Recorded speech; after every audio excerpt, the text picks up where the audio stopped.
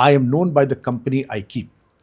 अगर मैं यहाँ बैठा हूँ और आप मेरे साथ हैं और ये लोग हैं, तो आप कहेंगे आपकी कंपनी बहुत अच्छी है, सात्विक है। लेकिन अगर मैं कहता साहब ये बन्ने, ये भोंदू, ये कल्लू और ये अतीक और ये फ़हीम और ये लल्लू, कि भाई साहब ज़रा इनसे परहेज़ कर लीजिए, दूरी बनाइए, वरना जो दुर्गत इनकी है आपकी भी होने वाली है।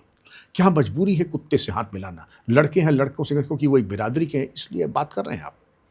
तुष्टीकरण को और कितने रसातल में ले जाएंगे, अपनी स्वार्थ सिद्धि के लिए कितना आप और पापियों को मौका देंगे। और दबाव की बात ये थी कि इनके मोहल्ले में पुलिस 2 बार सोचती थी जाने के पहले।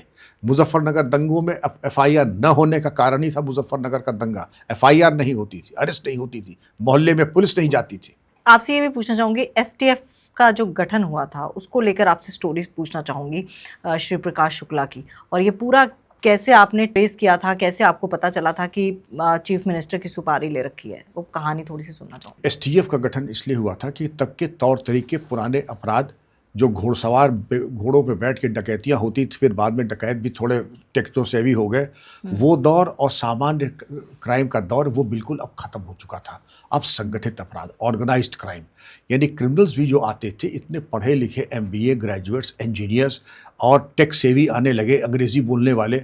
आपको याद होगा खादिम शूज़ की ऑपरेशंस में जो डकैत गए थे, अरे डकैत गए थे, क्रिमिनल्स गए थे, माफिया गए थे, उसमें अर्चना शर्मा एक लड़की थी जो फिल्मों में काम कर चुकी थी, मॉडलिंग थी, और जाके पहले वहाँ बेस बनाते थे, क्लबों की मेंबरशिप लेते थे और वहाँ जाकर के अमीर घरों के लड़कों को हनी ट्रैप करते थे, 8-10 की किडनैपिंग करते थे, रैंसम लेते थे।